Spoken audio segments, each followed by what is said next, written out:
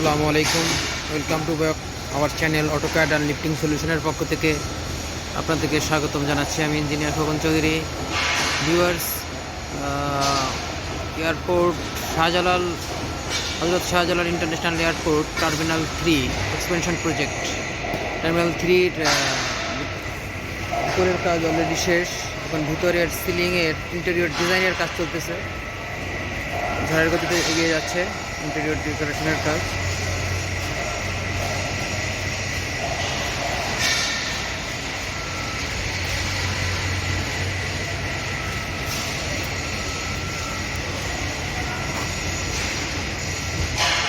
এরকম জালি নেট দিয়েই উপরে যে ফুলগুলো দেখতে পাচ্ছেন এগুলো তৈরি হচ্ছে, এগুলো সব ফ্রেমগুলা